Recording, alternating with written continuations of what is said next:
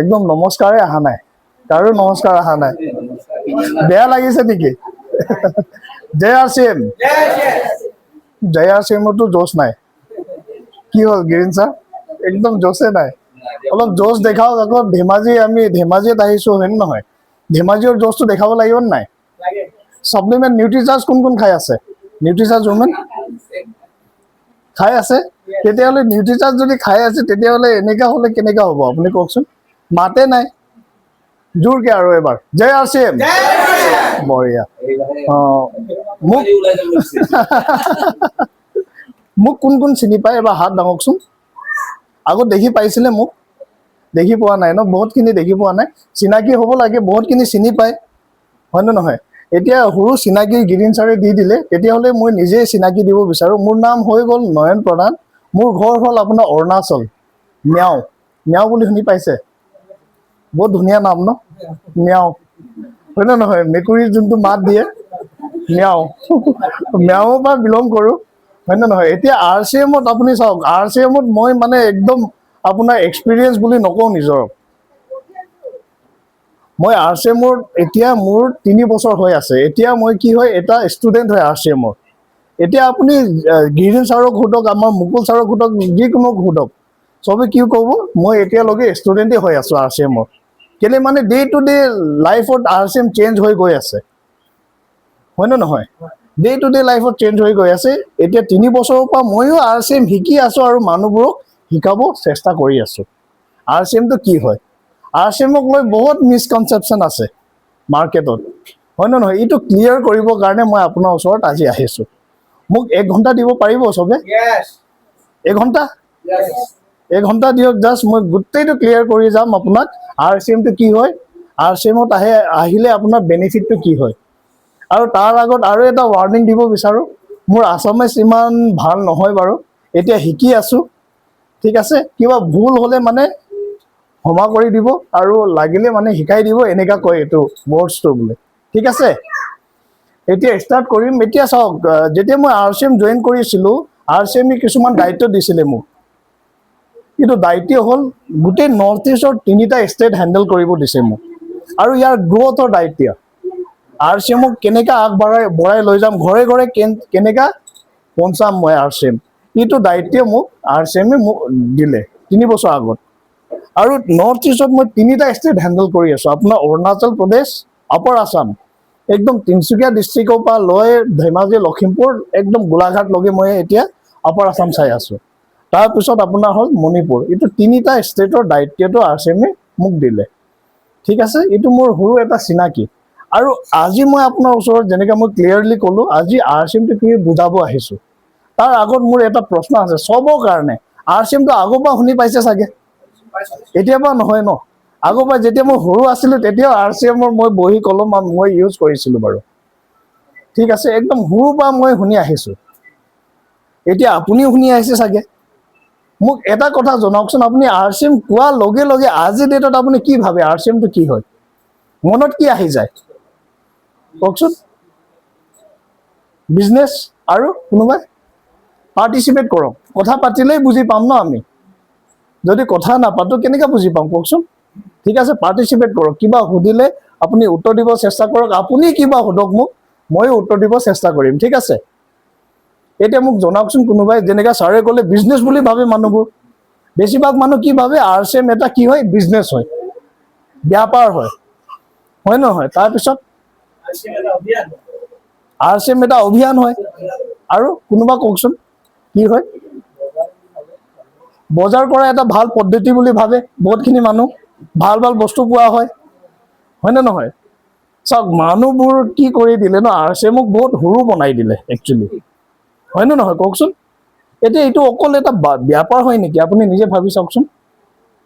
আৰু R C M কৰা মানুহবোৰক বেপাৰী বুলি কৈ দিয়ে। আৰ চি এমৰ বেপাৰী আহিলে বুলি, হয় নে নহয়? কয় নে নকয়? আৰ চি এমৰ বেপাৰী আহিলে কিবা চাবোন তাবোন লাগে যদি লৈ লয় এতিয়া, নহ'লে এসপ্তাহ পিছত আহিব, হয় নে নহয়? এনেকৈ কয় নে নকয়? কিন্তু এইটো অকল এটা বেপাৰ নহয়, এইটো বুজাবৰ কাৰণে মই আপোনাক আহিছোঁ। কোনোবাই ক'ব ইয়াত পইচা পায়, কাম কৰিলে পইচা পায়, কমিশ্যন পায়। ইমান সৰু কনচেপ্টত আৰ চি এমক বুজি পাই আছে এতিয়া। কিন্তু তাতকৈ ডাঙৰ RCM, যেনেকৈ আমাৰ ছাৰে ক'লে এটা অভিযান হয়। ইয়াত লিখা আছে চাওক, নতুন ভাৰত নিৰ্মাণৰ এটা অভিযান বুলি লিখা আছে নাই? হয় নে নহয়? ইয়াক আমি RCMক অভিযান কেলে কৈ আছো এইটো বুজিব লাগিব আমাক। কওকচোন, কেলে আমি RCMক অভিযান কৈ আছো, কোনোবা ক'ব পাৰিব জানো? কোনে ক'লে? এতিয়া কোনোবা স্বাস্থ্য ৰক্ষা না কি বুলি ক'লে? Health care. আজি ডেটত কোন এনেকৈ কোম্পানী আপুনি চাইছে মাৰ্কেটত? সঁচা কৈ আছো, আপুনি নিজে এবাৰ অলপ এইটো কৰক, ৰিচাৰ্চ কৰক, চাৰ্চ কৰক মাৰ্কেটত, কোনোবা কোম্পানী এনেকৈ আছে যোনে আহি কিনে আপোনাৰ ওচৰত হেল্থৰ বিষয়ে কথা পাতে, নিজৰ হেল্থটো আপুনি ঠিক কৰক বুলি কয়? কোনোবা আছে জানো এনেকৈ? চাওকচোন। কিন্তু আজি ডেটত RCMে এটা প্ৰমিছ লৈছে, কি বুলি কওকচোন? গোটেই ইণ্ডিয়াত, গোটেই ভাৰতবৰ্ষত আমি এটা মানুহক হেল্ডি বনাম বুলি এটা প্ৰমিছ লৈছে। ভাবি চাওক, একদম নিৰোগী ভাৰত বনাম বুলি আজি ডেটত RCM এইটো উদ্দেশ্য লৈ কাম কৰি আছে। হেল্থ কেয়াৰৰ ওপৰত আপুনি কিমান ফ'কাছ কৰিব লাগে তাৰ ওপৰত কাম কৰি আছে। তাৰ কাৰণে আমি RCMক অভিযান এটা বুলি কৈ আছো, নতুন ভাৰত নিৰ্মাণৰ এটা অভিযান। চাওক, আজি ডেটত ন আমাৰ হেল্থ চবতকৈ ডাঙৰ কনচাৰ্ণ হৈ গ'ল না নহ'ল? আপোনাৰ লাইফত চবতকৈ ডাঙৰ কনচাৰ্ণ হৈ গৈছে এতিয়া। 20 বছৰ আগত, 15 বছৰ আগত যেনেকৈ হেল্থ আছিলে মানুহবোৰৰ, আজি ডেটত আছে জানো? আগত আমি টিবি শুনিছিলো ন ছাৰ, টিবি বহুত ডাঙৰ বেমাৰী বুলি, ভয় খায় চবে। টিবি হ'লে মানে এতিয়া কাহি মৰি যাব মানুহ, এনেকৈ আছিলে ন? আজি ডেটত টিবি শুনি পাইছে আপুনি? আজি ডেটত আমি কি শুনি পাওঁ? হাৰ্ট এটেক, হয় নে নহয়? Brain stroke, paralysis, pressure stroke, এইবোৰ কি হয়? এইটো চেল্ফ মেড ডিজিজ হয়, আমি নিজে বনাইছোঁ।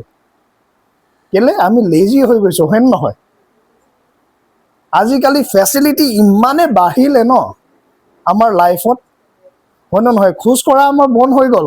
ভাবি চাওকচোন, আগত আপুনি ভাবক, ইয়াৰ পৰা যদি বজাৰ যাবলৈ হয় মেইন টাউন, হয় নে নহয়, কি কৰি যাওঁ? খোজকাঢ়ি যাওঁ, ইভিনিং ৱাক কৰি বজাৰ চজাৰ কৰি আহি যাওঁ।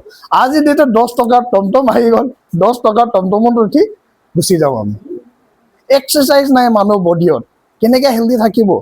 বেমাৰী আহিবই ন, হয় নে নহয়? এতিয়া তাক ঠিক কৰিবৰ কাৰণে কিয়ৰ ওপৰত কাম কৰিব লাগে তাৰ ওপৰত আজি ডেটত RCM কথা পাতি আছে। আইচ বুলি কয়, চিডছ বুলি কয়, এইবোৰ কনচেপ্ট লৈ আহিছে আজি ডেটত RCM। নিজৰ হেল্থক কিমান ইম্পৰ্টেঞ্চ দিব লাগে আপোনাক, এইটো শিকাই আছে আপোনাক RCMে। আৰু আজি ডেটত আপুনি নিজে ভাবি চাওকচোন, মাৰ্কেটত যিবোৰ বস্তু আমি পাই আছো চব অৰ্গেনিক হয় জানো? আগৰ নিচিনা অৰ্গেনিক হয় জানো? আজি ডেটত ইচ এণ্ড এভৰি প্ৰডাক্টত কেমিকেল আছে। শাক পাচলিৰ পৰা লৈ আপুনি ফ্ৰুটছ, শাক পাচলি, ফ্ৰুটছ, এইবোৰ মিনাৰেল ভিটামিনৰ কাৰণে আমাক খাব লাগে। কিন্তু আজিৰ ডেটত অৰ্গেনিক একো নাপায় মাৰ্কেটত, চবত ইউৰিয়া আছে, ফাৰ্টিলাইজাৰ, ইনচেক্টিচাইড, পেষ্টিচাইড, এইবোৰ গোটেইটো দি সিহঁতি উপজাও কৰি আছে এইবোৰ ফ্ৰুটছ, ভেজিটেবলছ। এইটো খালে মানুহ বেমাৰ নহ'ব জানো? ভাবি চাওকচোন, হয় নে নহয়? আজি ডেটত RCMে কৈ আছে আপোনাক আপোনাৰ হেল্থটো, ডাইট কেনেকৈ মেইনটেইন কৰিব লাগে, কেনেকৈ খানা খাব লাগে আপোনাক, হয় নে নহয়? লাইফষ্টাইল আপুনি কেনেকৈ মেইনটেইন কৰিব লাগে, এইবোৰ গোটেইটো শিকাই আছে RCM আপোনাক।